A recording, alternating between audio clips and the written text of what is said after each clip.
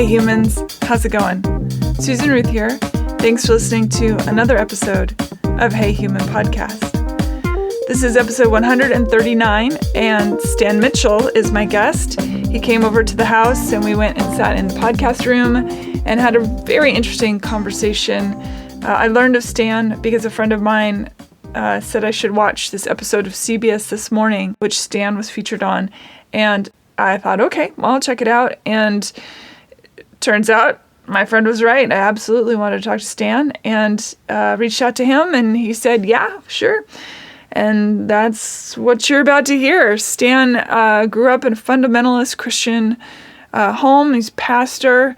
And his faith and his belief system and all the things that he was are not what he is now. In the video that I watched on the CBS This Morning, he talks about being a part of a church that was doing gay conversion therapy and that kind of thing.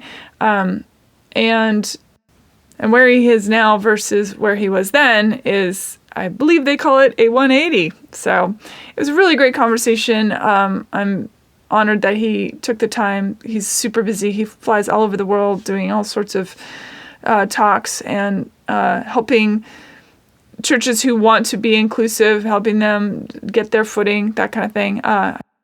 In fact, when we sat and talked, he was leaving, I think, the very next day to go to Seattle to work with a new church there. So anyway, really interesting guy, fascinating conversation. I think you're going to enjoy it. Usual stuff. If you are on iTunes, please rate and review Hey Human. It's super helpful. I'm on Instagram, Facebook, Twitter under Susan Ruthism for Twitter, and Hey Human Podcast for the other social medias, and also Susan Ruthism for social medias too. So I'm kind of all over the place. Really, at this point, you just Google my name, you're going to find me. And I hope you do that. What else? It's a new year. Next week's episode is with Hannah Fraser. She's a living, breathing human mermaid, which is super cool. So keep your ears open for that one next week. And thanks for listening. You can reach out to me, Susan at heyhumanpodcast.com. Don't forget, on heyhumanpodcast.com, I have links from every episode where I try and gather up as much information as I can to share with you based on whatever it is I talk with my guest about. So check that out. Oh, and then also, if you shop Amazon, please go to heyhumanpodcast.com. Check out the Amazon portal on that front page. And you can shop Amazon just like you normally do through that portal, and it helps support Hey Human. Okay, I think that's about it. Thank you for listening, and as always, for spreading the word, and I appreciate it. Okay, here we go. Stan Mitchell, welcome to Hey Human. Thank you. Thanks for being on. Glad to be here. I learned about you because I was having dinner with a friend of mine, Steve, and he said, "Did you happen to watch CBS the Sunday morning the other day?" And I said, "No." He said, "You've got to go watch this. And it's really great. There's this guy on there. You need to talk to him." And he was referring to you. And I said, "Oh, all right, I'll check it out." And so I read the little blurb about it, and I thought, oh, 100% yes. And it was really great. You immediately answered and said yes, which I appreciate. Yeah, well, you reached out on Facebook and said you didn't think I would respond or something like that? Well, because you had reached your capacity of friends. And on my private page, yeah. Yeah, and Facebook has an algorithm that unless you're friends with somebody, if you message them, they may never see it because it goes into that weird subfolder. Did you know about the little... I have no idea about the algorithms. Yeah, there's a little subfolder that if you're not friends with someone, it sticks it in that. So you don't see it. So I thought, well, I'm just going to take a chance and post on the wall itself, which... I feel is a little bit of an invasion, but I thought I'm going to go for it because Here we are. Here we are, regardless. So thank you for that. Are you from Nashville originally? So I grew up in Arkansas. Oh, okay. That's the Urbane state to the west of here. Okay. Came here in 95 to be on staff at a large church down in South Nashville called Christ Church. Was there till 2002 and then left there and started Grace Point, which is the church that I now oversee, in 2003. What's the denomination of Christ Church? Is that So Christ Church, I come from, and Christ Church also comes from a Pentecostal background. I'm 5 generations deep in rural Arkansas Pentecostalism. My great-great-granddad was said to have even handled snakes. That's interesting. I know. I find that fascinating. It's fascinating. It's for sure a caricature of normal Pentecostalism, but in the early days of the 20th century, they did do that. So I was steeped in Pentecostalism. In Pentecostalism, it's not unusual for a young teenage kid, especially a male, to be called to preach. And so I started preaching when I was 16. And by the time I was 18, I was preaching revivals all over Arkansas and Oklahoma and Missouri as a kind of a boy wonder preacher. And it was something you wanted. It was something I wanted. I mean, you're enlisted, but I didn't mind it. Enlisted by the pressure of the family and the community, sure. or enlisted by God? The religious sensibilities. Yeah, I would never blame that on God. The pathology of that. When you start preaching at 16, and by the time you're 20, you're preaching 250 nights a year, acting like a spiritual sage at 20. It's a lot. That would, I should have landed on one of the E-entertainment specials with Where Are the Partridge Family Children Now? Me and Danny Bonaducci and Gary Coleman, God rest his soul. So there was a lot of pathology in becoming a spiritual leader at that age. But I did it, came to Nashville at 27 to be preaching pastor at the large church there. So I do love a good sermon. I do. But I like sermons that are more, I would say, bent on the hippie angle. Where Jesus actually loves everyone. Yeah, you would like mine now. So, because that's the point. I've taken the journey from as uber right, conservative theologically as you can to, I suppose, as uber far left liberal as you possibly can. So I've spanned the spectrum. So before we dig into all of that, I do want to ask about the handling of the snakes. I have to ask, is that somehow rooted in the idea of overcoming the concept of the snake in Eden? Is that why people handle snakes? I always wondered what that was about. No, it's actually a reference in the Gospel of Mark, attributed to Jesus, that Jesus was speaking to his followers just before his before his crucifixion, resurrection, ascension, when he would leave, and he told them that after he left, that they would actually speak with other tongues, that if they handled snakes, they wouldn't harm them, and if they drank any deadly thing, a la Socrates, it wouldn't harm them. And so when the Pentecostal movement began in the early part of the 20th century, it was accompanied with glossolalia, which is tongue speaking. And a lot of its detractors pointed out that Mark not only spoke of tongue speaking, but he also spoke of drinking deadly things and taking up snakes. And so if they were going to be consistent and really the people of faith they thought they were, or purported to be, that they would also. So it was a challenge, actually, from the external world. And we actually took that challenge up. And so many in the early days, it still exists today in rural Appalachian, even Alabama, Georgia. There are rural snake-handling Pentecostal churches. It's fascinating. It is fascinating. Yeah. I agree with that. Wow. It's interesting to me about that, too, because Babylon, right, is considered to be such a, oh no, all these people babbling in all these different languages and building the tower and all this stuff. Isn't that for Jesus to say, like, hey, you're all going to talk in all these different languages, and then over here, don't talk in all these different tongues, there should only be one thing. Right, interesting contrast, huh? It really is, but you find that throughout the Bible, which is why it's such an interesting read. Yeah, if you read the Bible as the spiritual travel diary of our ancestors, it's a wonderful book. If you read it as a constitutional end-all, be-all, the Word of God, like any book, that demand overwhelms it. No literature can possibly be that, whether it's the Quran or the Bible or the Hebrew Scriptures. But it's a marvelous book if it's not. People ask me if I take the Bible literally, and I always tell them I take it far too seriously to do that to it. It's not to be read that way. It's to be read poetically. And as I said, the diary of our ancestors, that we can find moral and ideological trajectory and slope in, but to take it as like a fixed point, a final propositional truth, that has created a lot of bad Christianity. Yeah. So, and I think in my interpretation, Jesus is a lot smarter than we give him credit for. The metaphors even God has these really beautiful, fascinating metaphors that if you dig just below the surface, what seems, I use the example of like when Moses is saying, why me? Why me? And the whole staff thing with the snake and all that. And he's like, I'm kind of a stinky sheep herder dude. Like, my brother's way cooler, way smarter. And God's like, no, it's you. And I love that moment because we are all underdogs, right? And if some big force of nature and all dominion is saying that we're worthy, that's such a beautiful moment of understanding, of what you're capable of. And that's the power of sacred literature. I mean, I was telling my daughter this morning, who's a musician, 13 years old. She lives in Nashville. I'm so sorry for you. I know. But I was telling her, I said, if you're really, she and I, we went and saw Bohemian Rhapsody the other night, and she was just enthralled. And so our house and car is now filled with Queen music for the next foreseeable future. But I told her, I said, if you're really interested in music, you need to find the top 100 albums of all time.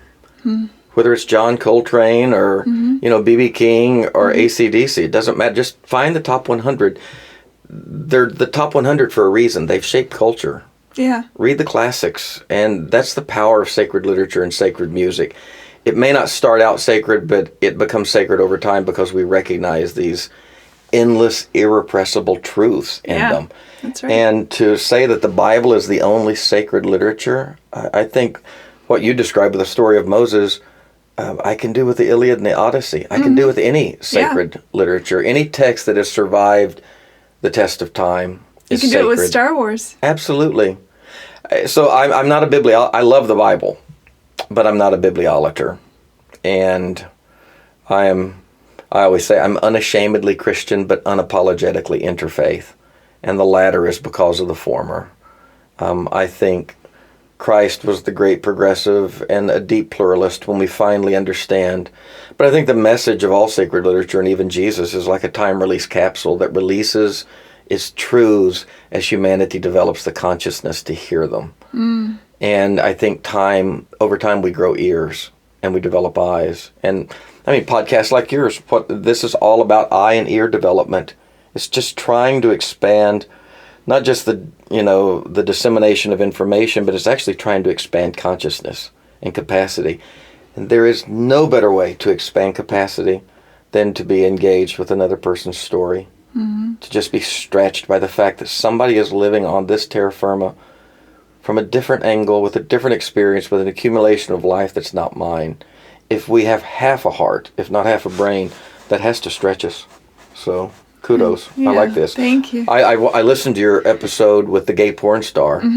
Fascinating. Thanks. I mean, just to hear this person who can be so easily caricatured in my mind, although I'm an LGBTQ, devoted advocate, you get into the realm of porn star and all of that, and then to hear him. He's a beautiful soul. So beautiful, and to try to understand him. Scripture says in Ecclesiastes, with all thy getting, get understanding. Just lay down your judgment and just try to possibly see it from their side. Yeah, it bums me out that so many use religion to hide behind their own unwillingness. Sure. It's a shame. I think it's a vicious cycle. I do think there are people, because I was one of them, who did... I was given some really horrible ideas about God and life. And I did not immediately set out to use them to justify my own frailties or pathologies.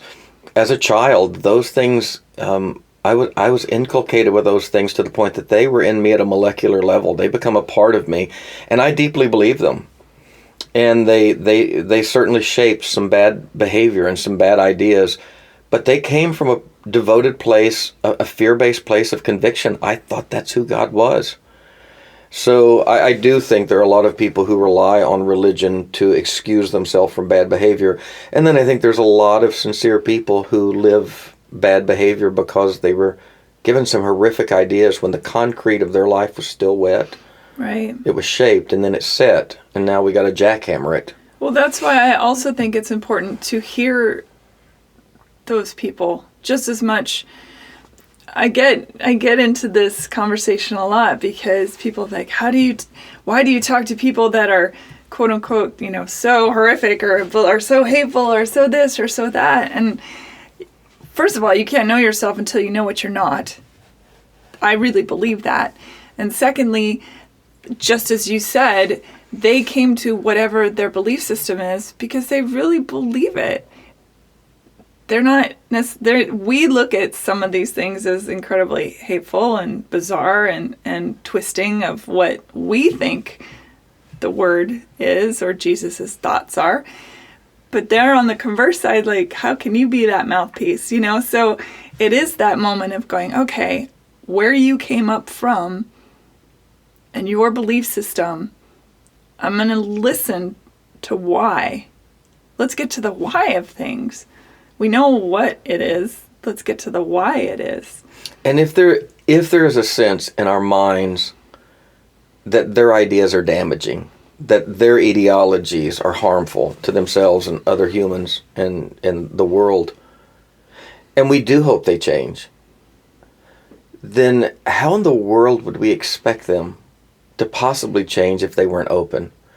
And how in the world would we expect them to possibly be open if we're engaging them with our own closedness? So we have to prime the pump of one another's openness by being open ourselves. Mm-hmm. And, I was talking to a cousin of mine, a trans cousin of mine, who desperately wants to change their parents' minds just yesterday. And we were talking and I asked them, what chance do you think they have of changing your mind?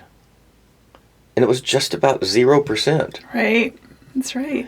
And why would it be different from their side toward us? So there has to be this mutual openness. And if we can do anything, we may not change someone's mind, but we can at least, humanize one another by giving one another the gift of openness to listen. Jesus said, having ears to hear, they don't hear. It's interesting. He didn't say having mouths to speak, they don't speak. We get the mouth speaking part really good, but it was the ears that was the problem. Mm-hmm. Truly hearing. And it's nearly impossible to not have your own judgment going into the conversation. Even me saying like, oh, they're hateful. They probably don't think they're hateful. They're just doing what they've been taught or what they really believe to be true for themselves and the world that they operate within. Yeah.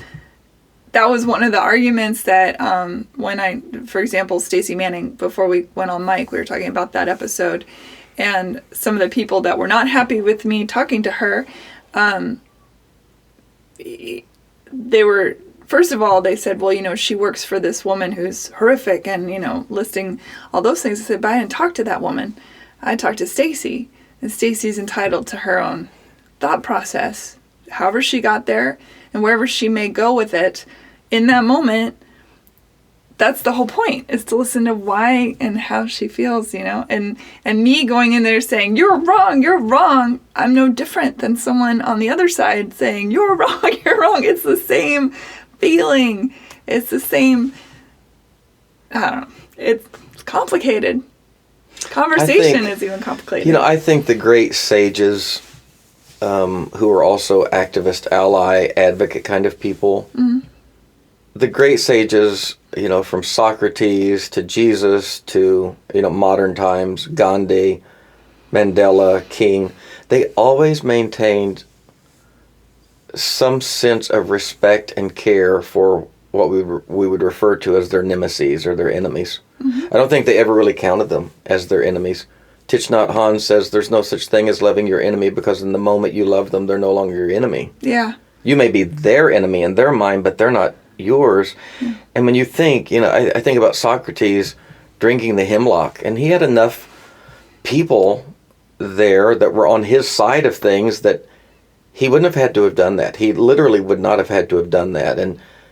And yet he assuaged the mob from intervening. And some of his last words were, he did not believe the people that were leading him to do this were inherently bad. He said they simply lacked a better idea. And he thought that even in his death, there would maybe be a move toward the better idea. You think about Jesus in his martyred death. Father, forgive them. Okay, on what grounds?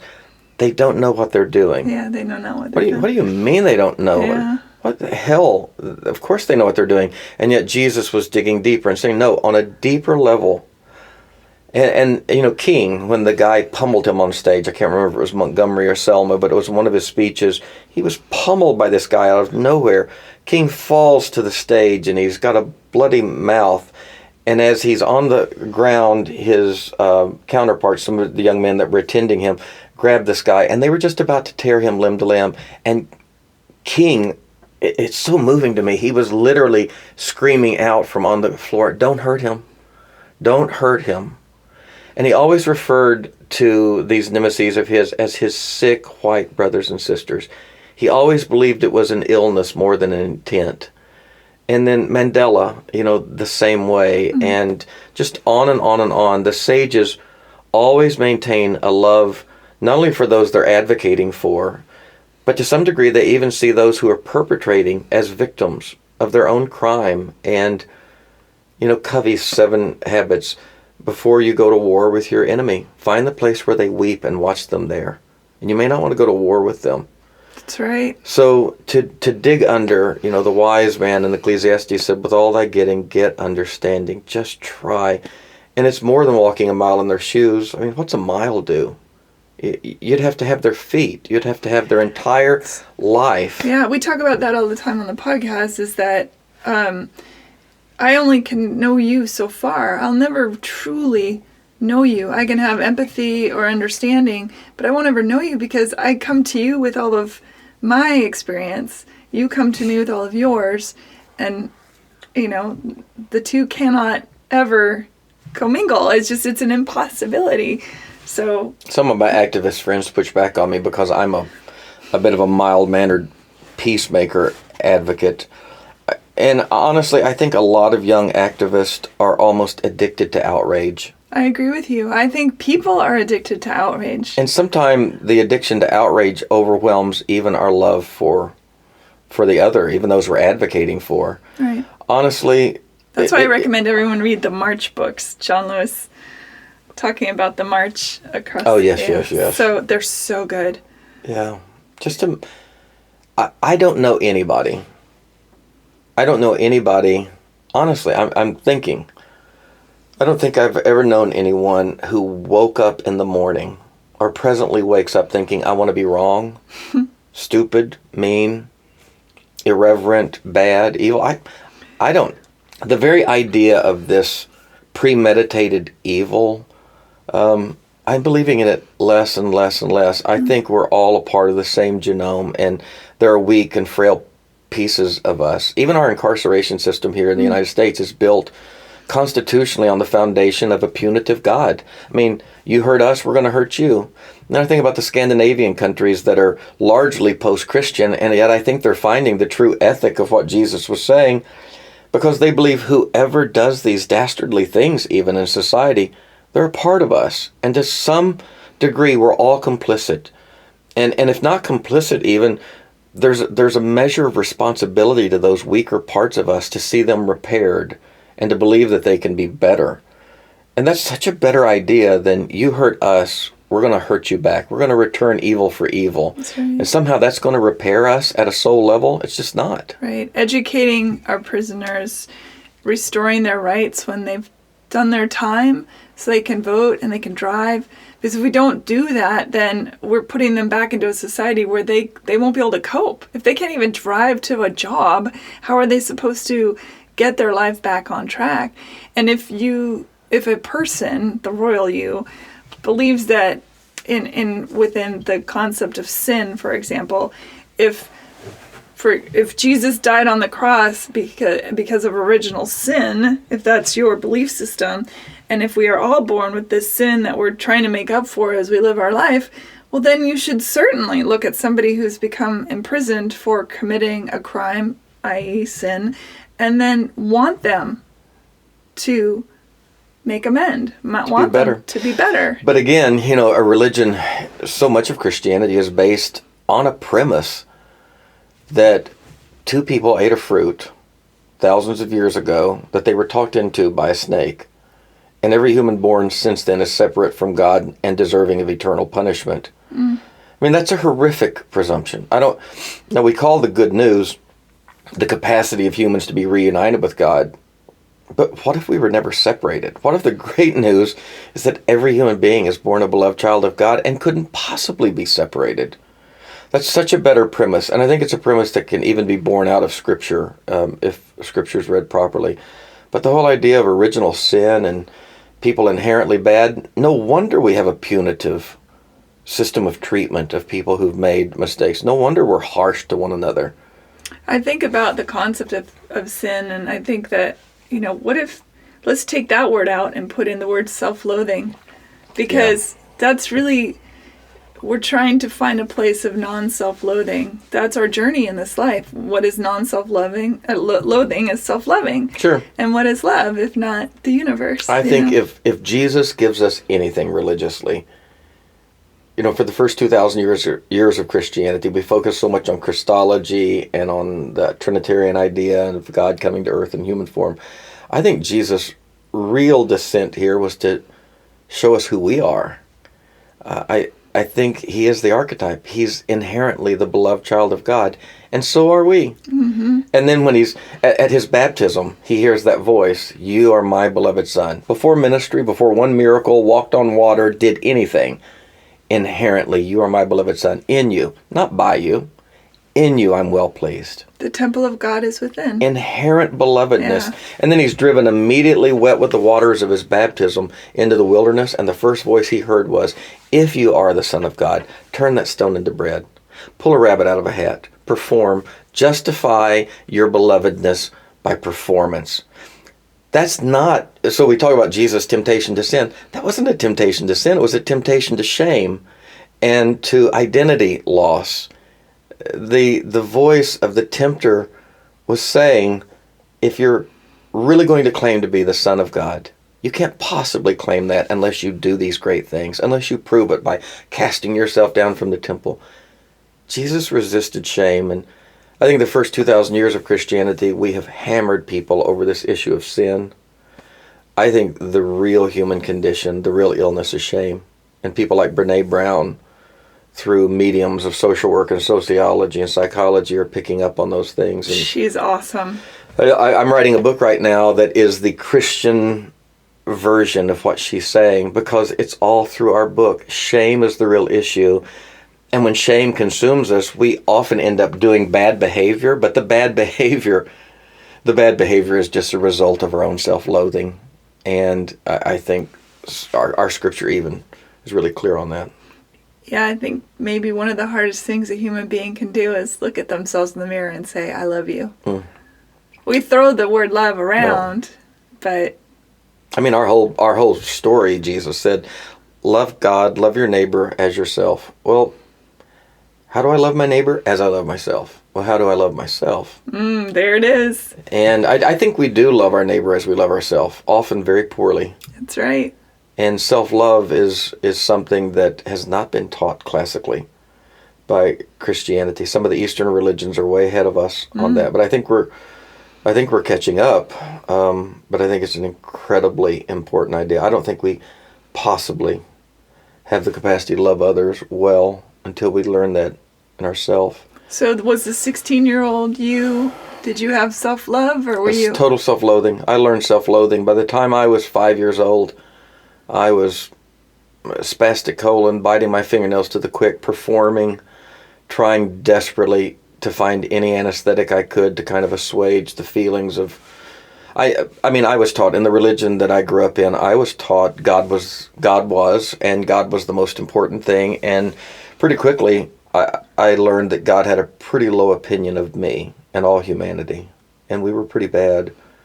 And I swallowed that hook, line, and sinker. My brother, some of this comes down to human psychology, because personality. My brother was 2 years older, a wonderful person, and I was like a black wool sweater for Lent. And he was like Teflon. He just never bought that. He's lived the most marvelous, beautiful, reverently agnostic life, leaning into the mystery. But man, I was the kid that just bought it hook, line, and sinker. Are you the youngest child? I was the middle. child. There you go. Yeah.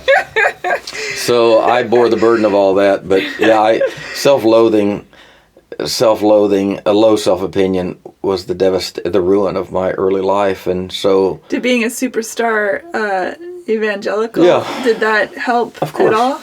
Of course. I mean, we all look for anesthetic for the pain.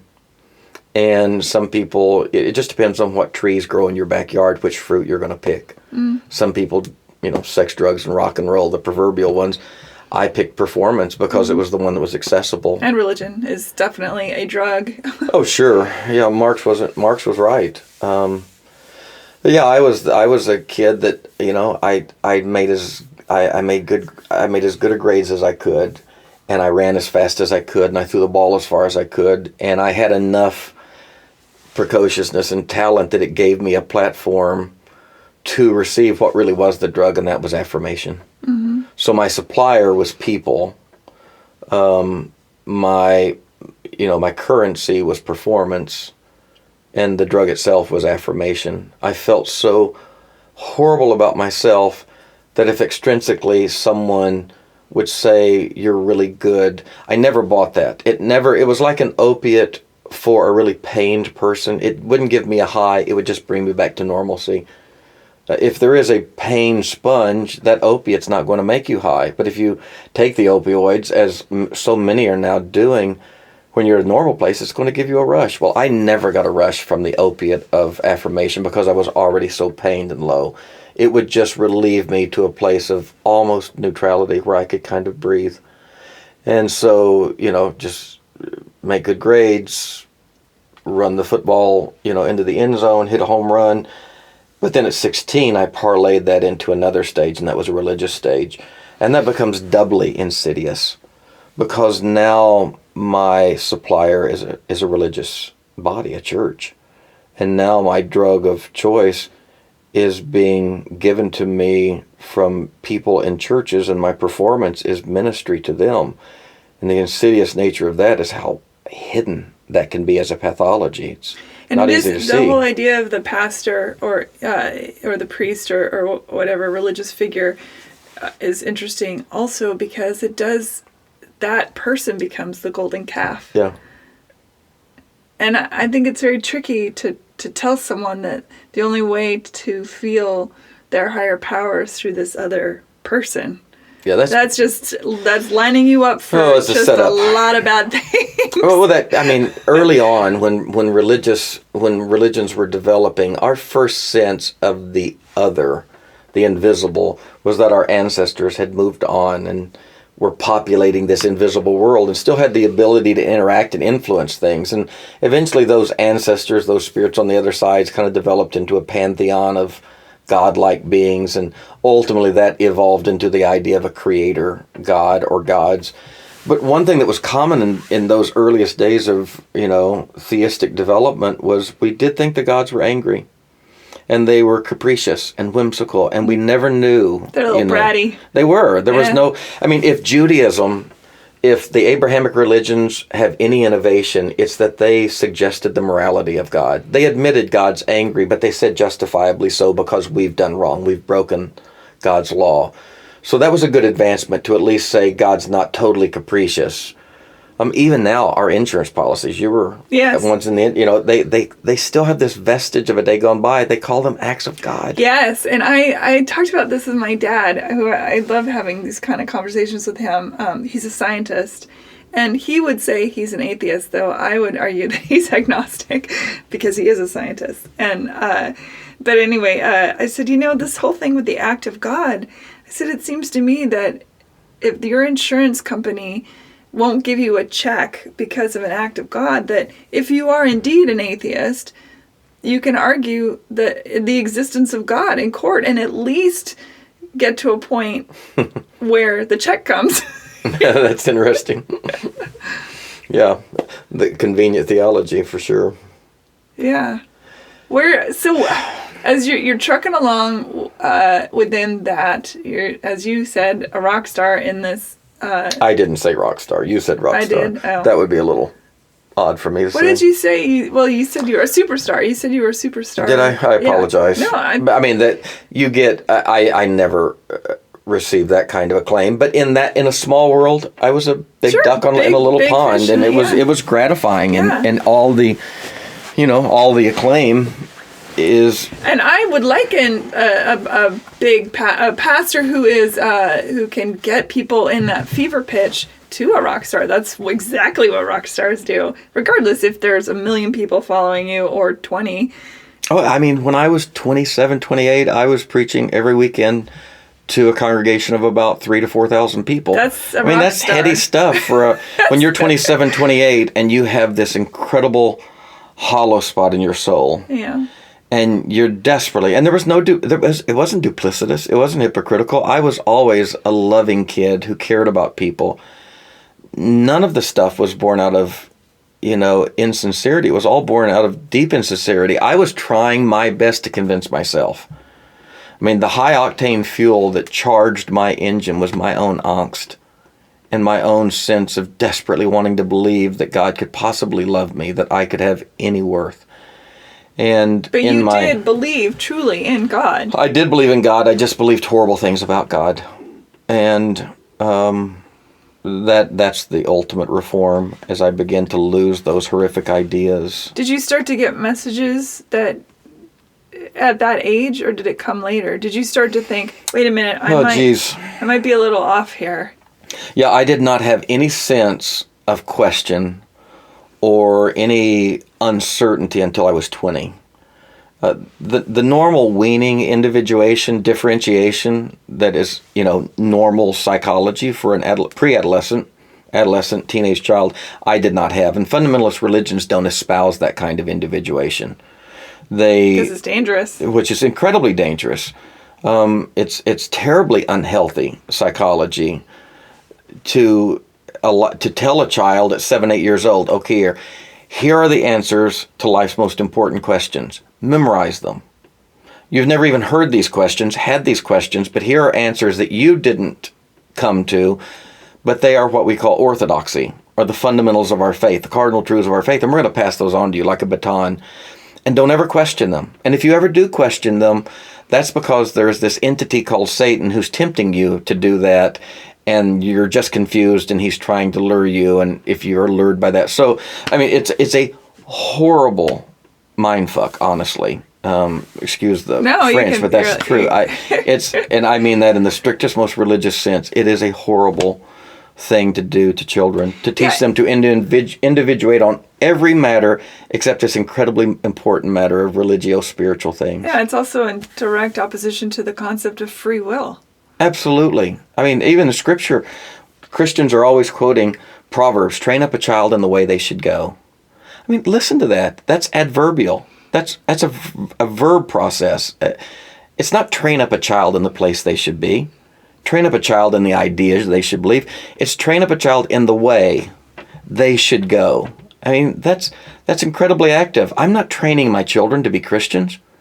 I'm training them in the way to be going. And if they come to Christianity on their own and through their own processes, more power to them. I would feel that God, being, a jealous and rather egotistical creature, would actually prefer it if the person who believes in him or it or her or whatever you believe would actually step away from the belief for a second and then come back, because that's real. Well, it's called, that process has been described in many ways. Paul Ricoeur, the great French philosopher, talked about we all move essentially through 3 phases.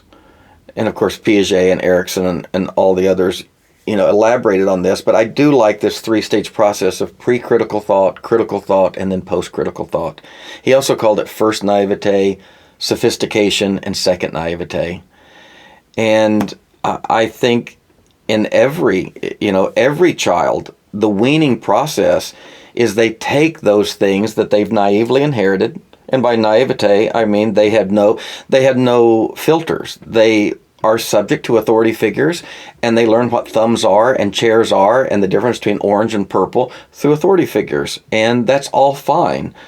As long as those authority figures then give that child the ability to begin to develop their own question, not just look for different answers to the questions they were given, but develop their own questions. That is a healthy individuating process. But fundamentalist religions, fear-based religions, they believe in the construction phase. They don't believe in the deconstruction phase. And often they say, well, we do believe in the deconstruction phase. Yes, as long as the person reconstructs what was originally constructed. What if the person reconstructs an entirely different zeitgeist or worldview? Right. Well, then the alarms go off and these people are subject to the fear of eternal punishment. That stuff, I mean, humanity is evolving beyond that. We're seeing through the manipulation of that. Mm-hmm. But I'm still not ending up where Hawkins and Hitchens are. I still think there's something deeply meaningful beyond the organic, the corporeal, the three-dimension, afoot in the universe. But atheism is their religion. Yeah, and you know what?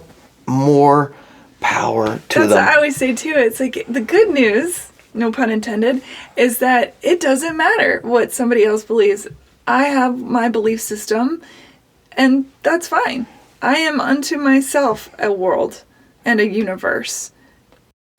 And it wasn't until I was about 12 or 13 that I finally had grown into my belief system, which is ever evolving and changing, of course. And I say, as one who was raised within a religious faith, Christianity was my mother tongue. Mm-hmm. That was my native language.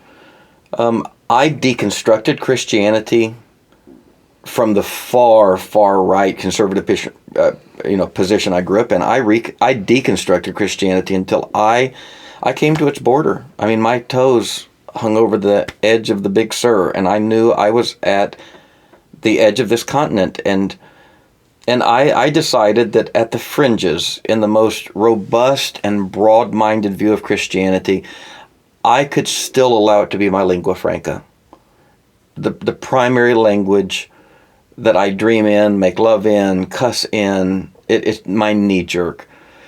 Because when you come to that border, whether you grew up a humanist, an atheist, a Buddhist, a Christian, when you come to that deconstructed border of your faith and you're considering it in its full, its fullness, but also in relation to the rest of the continents of the ideological world, I think you have a question to ask, and that is, does this language, does this modality of spirituality, does it have more baggage for me or equity?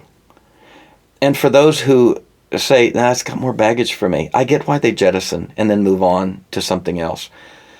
For me, and this may have to do with my personality, I'm a nostalgic, traditionalist, sentimentalist by nature. I was able to sort through the baggage and still find some real equity and capital in a very second naivete form. It's almost like, my daughter, when she finally realized later than most that there was no literal Santa Claus in North Pole. I mean, her first emotion was sadness, and then anger. She felt duped. And then I remember she was in 5th grade, 6th grade even, there was a sense of embarrassment. That how many people knew this? And then her embarrassment was replaced with this kind of disdain for those who still held that idea. And she would really be condescending to those people who still believed in literal Santa Claus. Ultimately, I told her, I said, sis, I believe in Santa Claus more than I ever have. The idea of it. That's second naivete. Embodiment. Yeah, the mythology. Jesus didn't say the facts will set you free. He said the truth will. And the Santa Claus story is actually, in the end, like all mythology, a projection of our own divinity.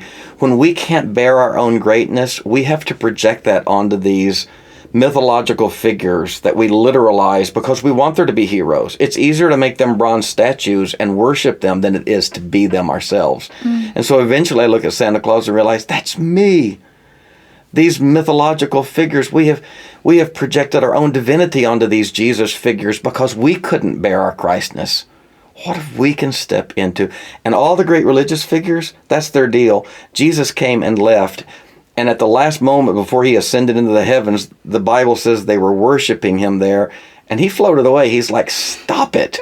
And the angels come to them and say, why are you standing here gazing? They're like, we're not gazing, we're worshiping. They're like, no, you're gazing at a hole in the sky. Go become Christ. Go live into your own divinity. That's what the great religious figures do. They don't come to be venerated. They come to release us to be the fullness of God that we can be. Right. And also a lot of our spiritual leaders have been very flawed. I just want to check something. Is that okay? Good. They're very flawed. The idea of seeking to be perfect in order to win God's approval, it's insane. You don't have to win. My kids never have to win my approval. They're inherently approved, and I want the best for them. And do they make mistakes? Sure.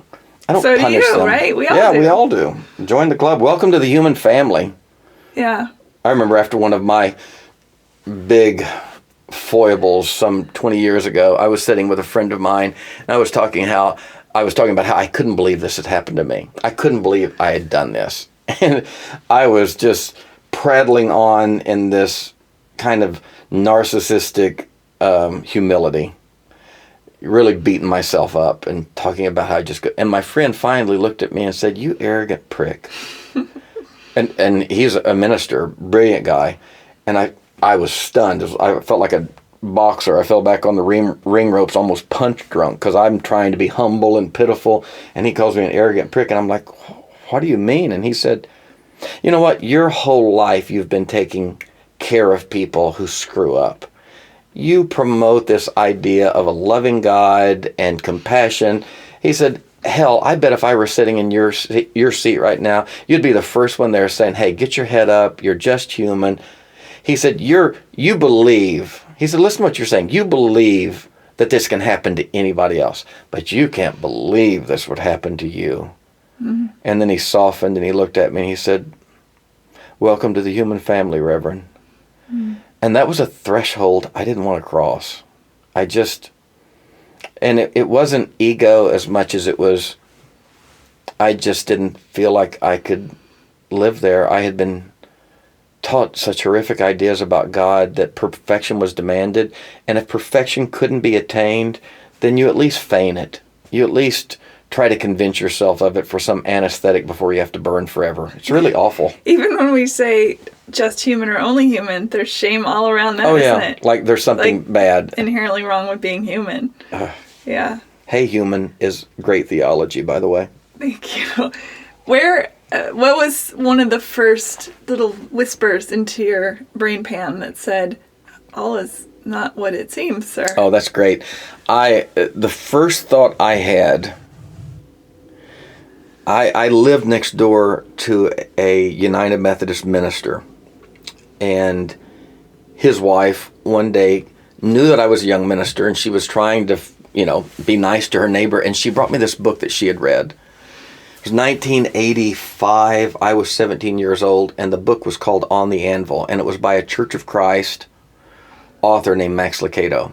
Well, in our denomination, young ministers were not supposed to read what was called external literature.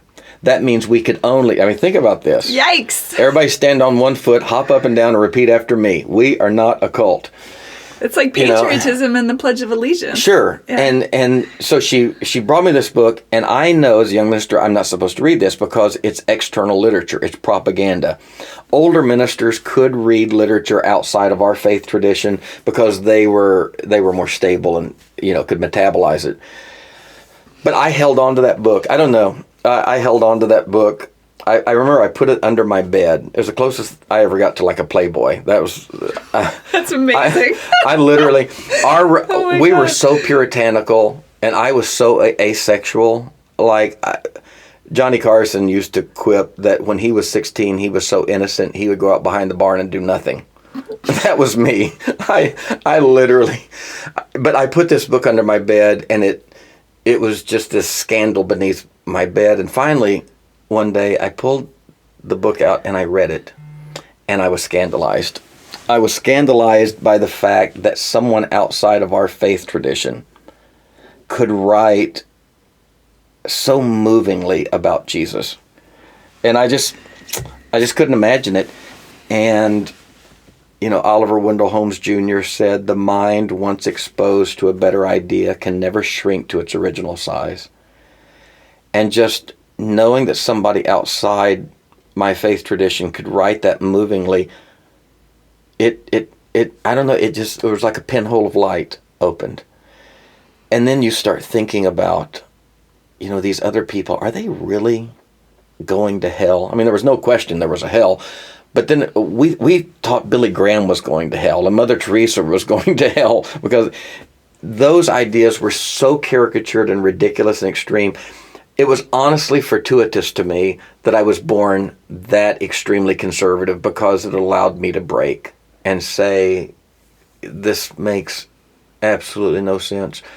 And from that moment at 20, those first thoughts, I began tunneling my way upstream. I guess I could best say I bibliographied my way upstream. I realized with religious writers, especially from fear-based religions like Christianity, that if you really want to know what a writer thinks, don't read what they write, read who they read. And I got to noticing all of these Christian authors, their bibliographies were filled with people more liberal than they were, or progressive than they were. And somehow I put two and two together and said, they don't believe this shit they're talking, because I know who they're reading. Mm-hmm.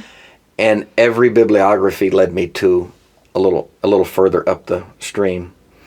And 7 or 8 generations of that finally landed me in a very pluralistic, wide-hearted view of God. But you were still up there on the pulpit between 20 and 27, so as you were growing... I was up there in the pulpit from 20 to 34 in an evangelical setting. Were you starting to infiltrate these thoughts, these new ideas into your sermons? I was putting them in there in code, because those settings are incredibly, demanding of uniformity. But I was putting them in there in code, maybe subconsciously, because I was thinking better thoughts about God, and I wanted to share those thoughts because I was still trying to convince myself of them. The old thoughts were still embedded in me. I'm like at amygdala, lizard brain place. Honestly, that's where we carry so much trauma. It's not in the frontal cortex. It's not in that secondary level. It's down in the fear, fright, flight, freeze, fuck part of us. And that's where I held it. There's the title for this episode. No. Yeah. But it's like the years of our life aren't calendar pages that you rip off and throw away. They're more like the concentric rings of a tree. They're still in there. Yeah, you're an onion. Absolutely. When I turned 50 this year, I didn't cease being 49. Now I'm 50. I'm 49. I'm 48. The concentric rings of the tree are the xylem. Life still flows through those previous years.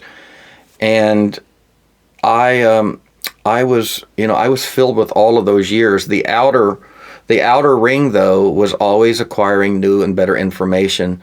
And I think the challenge for me in those years was the outer rings were acquiring better information that was very intellectually healing and rationally thoughtful. But I wasn't connected to the spiritual work or the therapeutic work that would actually heal the 5-year-old and the 8-year-old and the 11-year-old that was still traumatized by the idea that how traumatizing is it to really believe that you could burn forever? Be tortured forever? I mean, to impose that upon children's minds, as one who bought that hook, line, and sinker and was traumatized by it, that's psychological terrorism. And I don't care what religion it hides behind. That is psychological terrorism at its worst. It's child abuse. It's child abuse. I'm concerned, but... I mean, we say the worst person in the world is a religious terrorist who says, because you don't believe what I believe, you're an infidel and you deserve to die. We say that's terrible and awful. And then we have an entire religion based upon the idea of a God who's going to do that to the majority of humanity based on the whimsy and geography of where they were born. I mean, my God, if that's who God is, that's all of our worst nightmare, and we might as well just quit now. But it's not who God was. So back to your question, I was reforming intellectually, but I was not healing emotionally. And it finally led to a breakdown, and I got out of ministry completely. Well, what would happen as you were going through this, as you were getting there, and people, I assume, come to you and say, hey, can we have a little chat one-on-one? And when you were in those kind of confidences, did you... Oh, yeah. I had my safe places where I divulged. We had our closed groups that were scandalously rebellious to, I've been our kicked received out of a dogma. lot of Sunday schools. But I was also very careful. I bet you have. I was very careful. I was a more of a codependent type that wanted everybody to like me and wanted everybody to get along, and it was my livelihood. It was the way I made my living as well. There was that vocational piece. It wasn't just one thing. It was a lot of things that held me there. But when I left the church and got out of ministry, I still had like this spiritual itch inside of me. And I knew that fundamentalism, that Christianity as I knew it, was gone for me. That there was no way I could ever. I had lost faith in any of that, and it deserved me to lose faith in it. But I still had this spiritual itch. I still felt that there was something afoot. That's like when you said your dad's not, you tease that he's not an atheist. I don't think there are pure atheist or pure theist. That level of certainty, I kind of put on a conviction scale at 0 and 100. Nobody. We're talking about the invisible world. I don't care how many anecdotal evidences there are. There's no proof about an invisible God. I don't know there's a God. I don't know there's not a God. That's 0 and 100.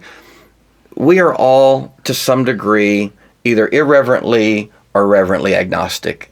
Agnostic is not atheist light, and it's not theist weak. Agnostic is simply this wonderful admission of mystery that I don't know. Exactly. And so I slide on this continuum between 1 and 99. Mm-hmm. And there are moments that, as Frederick Buechner said, I reach into the dark for the grip of a divine hand, and I've never felt that hand, but every now and then I get the brushing of fingertips, and it slides me down to the 80s and 90s. And then, some 4-year-old child of a friend of mine, after horror, dies of leukemia, and you slide back down into the teens and single digits. But we should just all live curiously and courageously and lovingly and gratefully and honestly on that 1 to 99 continuum of agnosticism. I'm a reverent Christian agnostic. Did you ever reach a point where you couldn't feel something bigger than yourself? Where there was an absence completely? Where you hit 0? No, I didn't, and I don't know. But it's hard, on that continuum between 0 and 100. It's like a friend of mine, A.J. Levine, who's a wonderful New Testament scholar, teaches at Vanderbilt's Divinity School and teaches in the College at Vanderbilt. A.J.'s Jewish. She's not technically a Christian. Yeah, not hard. But she's a New Testament Jesus scholar. And Vanderbilt's smart enough to have her there. And she teaches the kids that are coming in there for Christian ministry their first introduction to the New Testament. Anyway, she's just this really incredible human. She's got a great brain, of course. The Jews did get Jesus first. Yeah, right.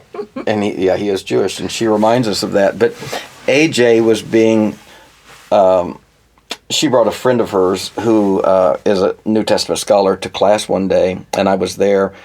And this particular New Testament scholar is now bereft of any faith at all, bereft of Christianity. And he was talking to AJ in the class, and he was essentially saying in a kind way that people like AJ who still have religious faith and a sense of the other, of the numinous,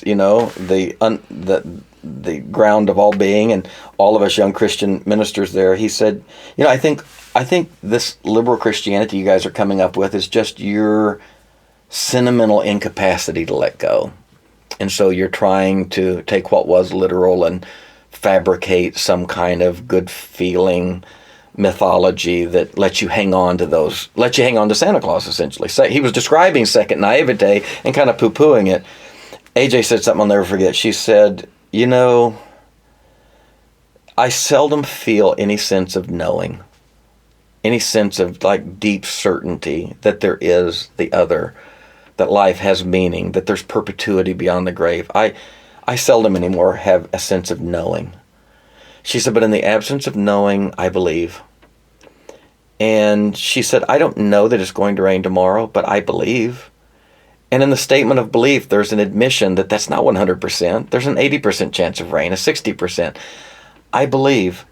She said, and there are times that life assaults me and my mind and my heart to where even belief drains out the bottom of my feet. And she said, but in the absence of belief, I still hope. I hope for a better world. I hope that this is more than just organic. And she said, sometime life gets so hard that I even lose hope. But after I've lost hope, she said, I still dream. And I have never quit dreaming this dream. And in the end, I think this dream is the only dream worth dreaming. And I don't think I've ever lost the dream. I do get down in single digits sometime. But again, Buechner said, perhaps the miracle of it all is not that I, who might so often have given up, have not given up, but perhaps the miracle is that I am not given up on. And while I've neither had the malevolent or beatific vision of Milton's Paradise Lost, from time to time I continue to hear whispers from the wings of the stage. And that's beautiful. That's always been my sense. I think there's something very meaningful here. And my atheist friends it doesn't bother me at all. I have no sense or fear that the afterlife is going to be worse for them. My brother, who left Christianity years ago, when I was becoming a young preacher, he went the other direction. A few years ago, he was here. He came over to watch the Titans play the Steelers, because he and I are Steelers fans. And he came over and we were walking, and he's a very understated person. I'm the verbose guy, and he's understated. He just, out of the blue, he said, Bub, you ever worry about me? And I said, what do you mean? He said, you think about my afterlife and all that, I know. And I said, Stevie, you know I don't think like that anymore. And he said, I know, I just wonder. He said, I don't want you worrying about me. And what came to me, I said, honestly, if there is some kind of a throne one day and Jesus is the guy that sits on the throne, I think he'll shake your hand. Because the Christianity you left was such a horrible representation. I think he'll shake your hand, and I think your agnostic, atheistic leanings were actually a defense of who Jesus is, more than a rejection. And he said he liked that. So you were involved in the type of religion that was very anti-gay. Oh, sure. So, yeah. In fact, the episode that you were on the ABC, or is it CBS? CBS. Yep. CBS Sunday morning. Yeah, that the topic was conversion therapy. Right. Which is still put into practice. Sure. Which is, to me, horrific. Again, it seems quite abusive and such. But it was something that was part of your religion. And then, please talk about that if you are comfortable, but if not, then don't. But, and then you were like, this is not cool. How did you cross that? Well, a lot of people, it can go two directions. A lot of people of faith know people who are LGBTQ, and just the knowledge of that person is so dissonant with their received dogma that it forces them back to their dogma, saying, God, this can't be right, because they have this incarnational experience. I kind of came the other direction. I wasn't, my deconstruction was happening late 80s through the 90s. Even when I was pastoring the large church here in town, I was deconstructing. I wasn't thinking about homosexuality or human sexuality, humanity. I was fixated on God. So the reality is, as my ideas of God begin to shift, and my ideas of who Jesus was and the role of religion, and as those things begin to shift, as my idea of what the Bible was begin to shift, those lenses, as I begin to wear those lenses, everything began to look differently. And one of the first things that really began to look differently for me was the whole idea of the afterlife and who's in and who's out. All of that stuff, totally changed for me. And that's not that's not far removed from, what the church had done to marginalized groups of people, the diminishment of groups of people like the LGBTQ. And as I began to just experience these people, they were members of our church. They were closeted members of our church. And I began to really get behind the scenes. and care enough to dig in and to see what they were going through. And, just to witness the damage that had been done to their psyche, to their soul, to their entire life, to have known, I always knew as a child that it was the things that I did that made God unhappy. But at an even deeper level, they didn't even do these things. It was who they were. It was like being born a woman and that was displeasing to God. Being born, black and that's displeasing to God. It was inherently who they were. So did the church actively go, oh, that person's clearly gay or lesbian, send them off to be, No, the church did not do that. The church was pretty much ignorant to homosexuality until probably the 60s, 70s, when society began to press the issue. It was just very ignorant. And then the 80s, of course, brought it in full force with the AIDS crisis. And at that point, the church's initial reaction was, these people are an abomination and they're enduring the wrath of God. Yeah, And God's wrath, yeah. But the problem with that is the AIDS crisis created a lot of really hurting, sick people. And that began to play on the pangs of conscience of many church people. And they began to take these people in and begin to minister to them. Really, fancying ourselves in the beginning overly magnanimous, that we're not only caring for sick people, but sinful sick people. But up close, this is what always happens. If people have half a brain and half a heart, a quarter of a heart, when doctrinal issues, abstract black letters on a white page, eventually flesh themselves out incarnationally in the lives of people, and those people aren't distant people, but they begin to be your cousins and your aunts and your sons and your daughters and your spouses.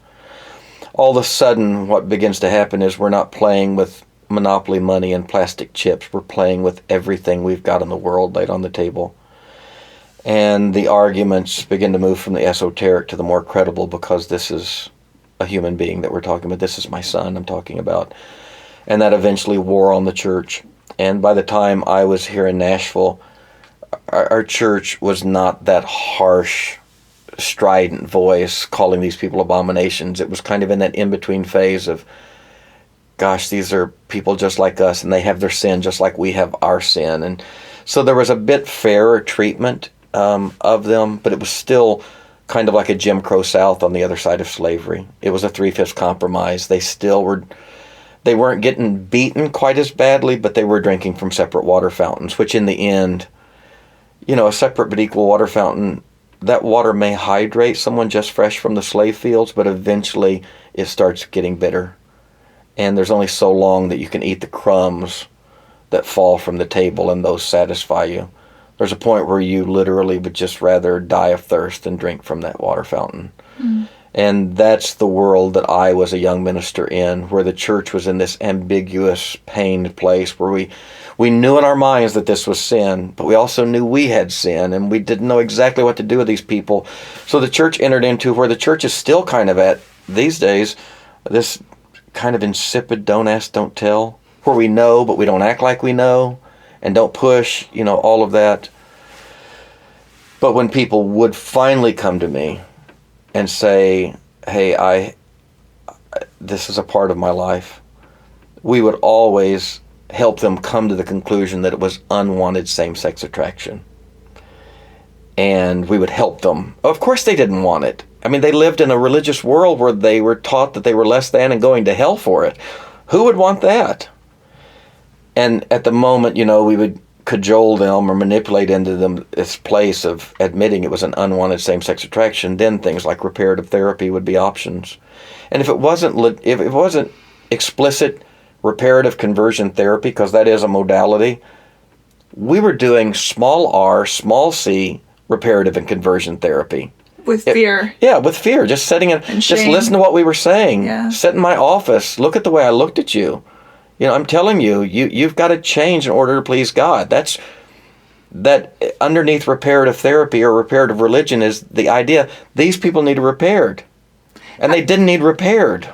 How did the church, on one hand, say God makes no mistakes, and then in the face of a human being who's saying, "Oh, I have this thing that you're now calling a mistake." The Was church that has where the all devil kinds pops in, or Of course, the devil, original sin, Yeah. all of those things. The church has answers for all of that.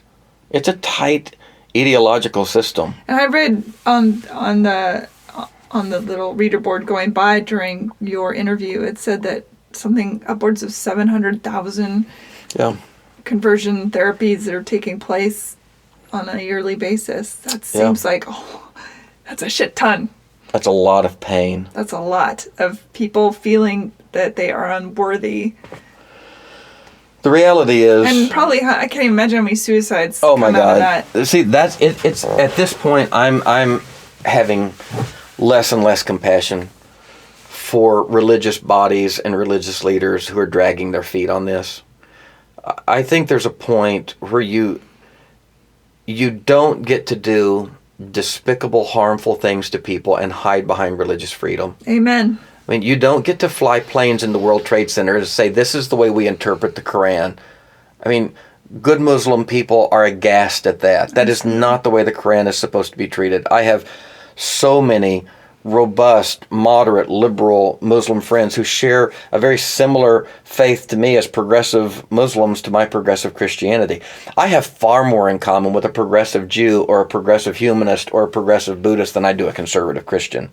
So the progressive nomenclature is as important as the Christian. Christianity is the religion that I take, its narrative, its lexicon of terms, its set of symbols. It's one that I know well. It's what I was born in. And I play out a progressive humanity and spirituality through that language. People do that through Judaism. People do that through Buddhism. People do that through Hinduism. And in all those religions, they also can play out a dastardly form, fear-based form of that. So, yeah, I mean, the damage done to these people, we know right now that an LGBTQ child, an LGBTQ adolescent, in a religious home that rejects them fundamentally on the grounds of their sexuality, doesn't even have to literally put them out of the house, but rejects them and continually tells them that they are lost and they're displeasing to God and all of that stuff. That child who lives in a rejecting home is over 8 times as likely to attempt suicide. Not as a cisgender heterosexual kid, but as another LGBT kid raised in an affirming home. 8 times more likely.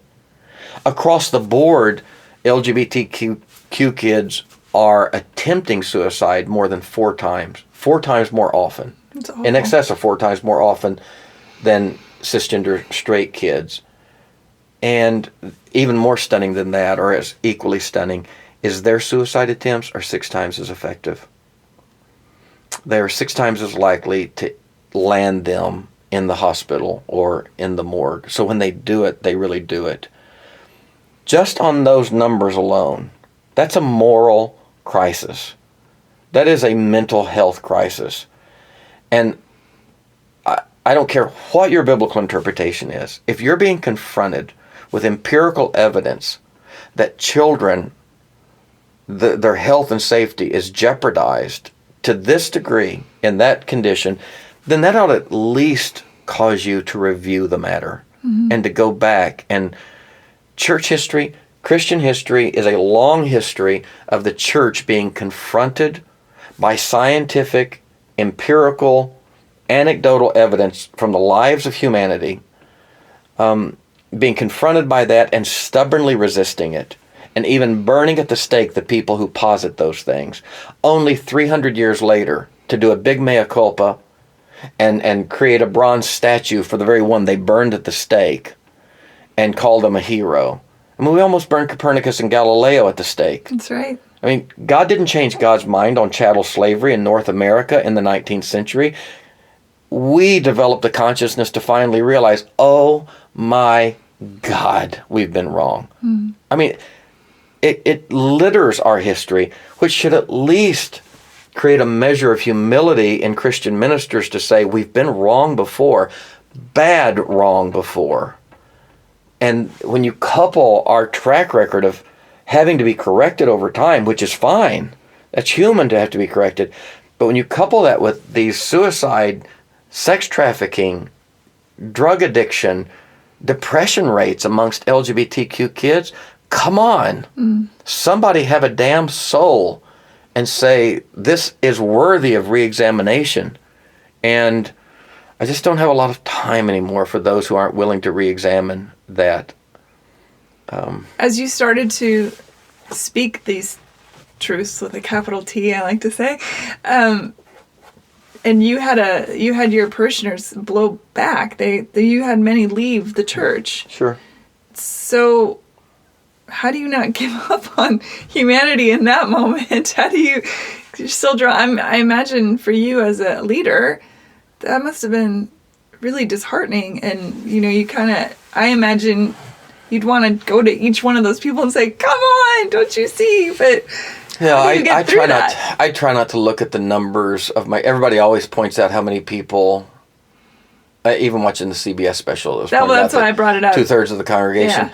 The reality is that's such an easy straw man for the other side. Because you know what? People may have left my church because I'm a horrible pastor. Okay, people might have left the church that I pastored because of LGBT inclusion. Nobody really wants to admit that. So it's easier to say, well, it wasn't what he did, it was how he did it. And fine, I don't care. I don't even care to be a great pastor or a poor pastor anymore. I just want to be a decent human, and I don't care why you left. I don't care why the numbers went down. It's a bit curious that I had a pretty successful run until that issue. And maybe that issue, I didn't handle the polity of it right, because I just did it and then told them what I had done. I didn't know what the hell to do. All I knew is my two friends called me and wanted me to do their wedding, and I couldn't say no. I wasn't thinking about CBS News. Started it all? Yeah, yeah. We had been in the process of discernment as a church for about 3 years, and it was just languishing on. And finally, the first minister of music I had at Grace Point back in 2003, 2004 was a gay man who was married then. And married to a woman? Uh-huh.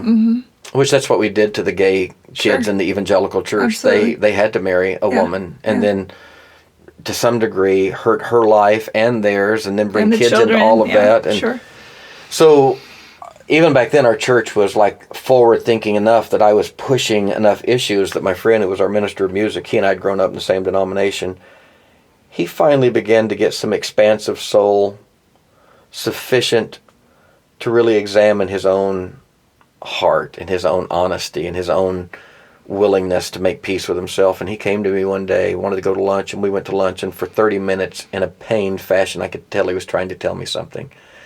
And I finally reached across the table and said, "Are you trying to tell me you're gay?" And he just broke down and wept. And I remember looking at him, this is 2005, I looked at him then and I said, "It's okay, make this church go through this." I was ready way back then. I'm like, make this church face this. Get it out of the abstract. Flesh it out in the life of somebody they love.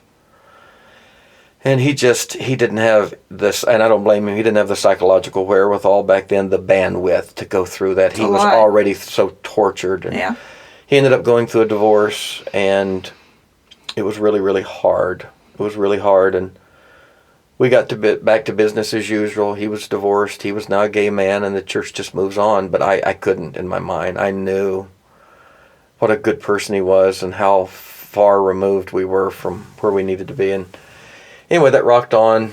2012, the Marriage Amendment Act is being talked about a lot, and it's on the front burner. And one of the people that came to our church was a country music star. Every church in Nashville has country music stars at them. And one of our country music stars, a really wonderful person, she made mention to the BBC because they asked her, "What do you think about the same-sex marriage amendment?" And she made a generally positive statement about it.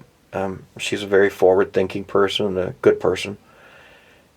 And boy, that hit like hell. And within the week, Westboro Baptist Church from Kansas decided to come picket us on her statement about that. And I was like, good, it's time. Our church was the liberal church in town that had the don't ask, don't tell, and gay people functioned there like normal, but we just didn't talk about it, which is it's disingenuous. And, it was like a better position than all the other churches around, or most of the other churches around, but it still wasn't what I was satisfied with. And now the same-sex marriage amendment was really pressing the issue, because now these people are going to have something very, very fleshed out that they need from us, and that is to be able to enjoy the sacrament of marriage. And so I said, good, all right, let's take advantage of this. So we entered a period of discernment where we were discussing it as a church in 2012. And that finally in 2014, it was just dragging on and on. We lost probably a fourth to a third of our people just because we were having the discussion. And then in 2014, December, I'm sitting in my office and I'm writing a paper for grad school at Vanderbilt. I had gone back. I'm always educating myself. And I'd gone back over there and I was writing a paper, and it was on LGBTQIA. A is for ally, A is for Amos, who was one of the 8th century prophets of Israel, a big social justice prophet. And I was writing this paper about how the Hebrew prophets would have been the loudest on LGBTQT advocacy. And I'm writing the paper, and a friend of mine calls, who's a mutual friend with my former minister of music. 7 years removed from him leaving us. And my friend said, hey, Michael's getting married in a couple weeks. I said, I know, I'm going to be there. He said, well, I just want you to know, the wedding had been planned for a year. They sent out the announcement in December of 2013. It's a big wedding. And they were going to get married at the Country Music Hall of Fame with 300 people there. It's going to be a big wedding. And I always regretted that he didn't ask me, but I knew he didn't ask me because he didn't want to upset the apple cart politically of what I was going through at the church and all of what our church was dealing with. But I was going to go to the wedding, and our mutual friend said, I just wanted you to know the minister that was going to do the wedding just backed out. And he doesn't have a minister. That minister was kind of under personal pressure about the whole thing. And he backed out 2 weeks before. What would Jesus do? And my friend said, Lord, I'm not putting any pressure on you, but I just thought you'd want to know. And I got off the phone, and I was immediately tormented. I was just like, this is just bullshit. And I just kind of steep in that for about 15 or 20 minutes, just writhing in my chair, wanting to call my friend and say, I'll do it. And finally, I think I just got to get back to my paper. I go back to my paper, and I'm writing a stupid paper on LGBTQIA advocacy and how this was God's heart. And I just slammed my Mac Air shut, and I thought, you fucking hypocrite. And I picked up the phone, and I called my friend, and he answered, and I said, hey, I hear there's a big day coming up in a couple weeks. He said, yeah. He said, you're going to be there, aren't you? I said, yes, I'm definitely going to be there. He was like, good. And I kind of gave him space to tell me about the ministry, and he wouldn't, because he was still caring for me. And I finally said, I hear you need a officiant. And just like he had done 9 years before, or 7, 8 years before at the table at the restaurant, he just started crying, and I started crying. And I went and did the wedding, and that was the shot heard around the world. Sadly, that would be heard around the county, but it was, and that's what started it all. Just me. How did I tell him no without losing my own soul? So, dare to love. Yeah. So that's the story in a nutshell. And so now your mission is you are going around opening up churches. Is it opening churches? Facilitating churches? Well, facilitating churches that are in this conversation. Okay. Because where we were, the mainline denominations like ELCA, Lutheran, Episcopals, Methodists, Presbyterians, these folks have been ahead of us, the UCC, in this conversation. But even they, the United Methodist Church is possibly dividing over this in February coming up. They're still wrestling with the subject. The PCUSA, the Presbyterian Church, they, from the top, just like the ELCA, the Evangelical Lutheran Church, these denominations have said it is okay to give full inclusion to the LGBT, to ordain them, to marry them, but we'll leave it to the autonomy of the local church. So, as far ahead as the main line is of us, still it's way behind the idea of full inclusion. When people say, what do you mean by full inclusion? Full inclusion means a transgender person duly qualified could take my place as senior pastor. And if that's not true, then it's not full inclusion. Just get over it. Quit talking about it. It's done. But the church is, just now really moving into this. And I come from an evangelical background, and that's the churches that I travel around and spend time facilitating a conversation with their leadership in the church, just trying to get them to open to this idea, just at least discuss this. And there are tons of ministers who are miserable because they are inclusive in their heart, but they're scared to death to make this move in the pulpit because they know they would lose their jobs.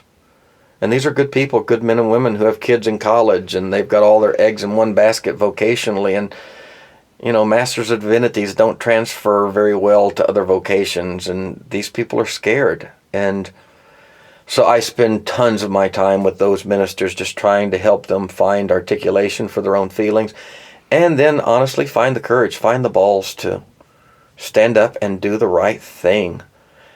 And we are, within our religious myth, there is this thing called a cross. And, I wrestled for a long time when I finally realized, well, God didn't need a cross to be able to forgive us. Does God really have to torture somebody to be able to have union with us? That wasn't the meaning of the cross. But there still is a cross, this willingness to suffer to some degree for the sake of the other. And I'm just going around trying to help my minister friends pick up the cross, because kids are dying while we're trying to find courage. Children. Tons of my work is that, dealing with ministers and churches. Tons of my work is just online, like Pastor at Large. There are so many people that I engage online that I end up Skyping and phone conversations with, teenage kids who are suicidal, attempting suicide. A dad 2 days ago called me. His 19-year-old had just overdosed and thankfully made it through. And when they went to get her at the psychiatric hospital 2 weeks later, she didn't want to go home because she had found a place for the first time that accepted her for being gay. And this evangelical father was calling saying, I believe it's sin. I don't know what to do, but I don't want my daughter to die. Help me. It's an epidemic. And so I spend, half my day just in those kinds of phone conversations with people, helping them process and helping them keep their 14-year-old alive who doesn't want to live. Do you think we'll get there? Oh, we're going to get there. Absolutely, we're getting there. We are getting there. I do believe in humanity. I believe humanity was created in the image of God, and I believe we are slowly, in fits and starts, 3 steps forward, 2 steps backward, moving into that image. I have so much hope. Sexuality, I think, is going to be slower than race and even gender, because I do believe somehow in our humanity we carry so much shame in our bodies. And I think one of the most sensitive areas of our body is our sexuality. It blends our bodies and our psyches. And I think that our sexuality, not just physiologically, is freighted with more nerve endings. I think psychically it's freighted with a lot of nerve endings, and the sensitivities and the vulnerabilities that we all carry in our bodies and in our sexuality, I think makes this issue go slowly, because we are already all to some degree impaired on that level. And so if we find somebody different from us, somebody who's trans or bi or pan or homosexual, if they're different from us and they're a smaller group, then we can use them as a scapegoat, and we can project all of our own angst and insecurities and misgivings onto them and kind of relieve ourselves for a moment by sending them off into the desert as scapegoats. Yes. It's so simple. It's sophomore psychology. Yeah, it's tried and true, isn't it? Yeah. Yeah. So I think this one's going to go slow but sure. Yeah. How can people find you? That's a good question. I haven't been easy to find. I only, at this point, have a private fan base, or a Facebook page. That's one of those that you get 5,000 friends and then it's up. So people can always send me a friend request on that. I haven't done a fan page yet to have 50,000 followers, which I guess I probably could have. But my work really is less even about advocacy than it is it's turned into this pastoral care network. And I almost can't take on more than what I'm doing right now. Can they attend wherever you might be? Yeah, so I spend part of my time here in Nashville at Grace Point Church. We just moved into an incredible new space on Charlotte Avenue called the Clementine. It's an old Methodist church that's been renovated into a cool event space.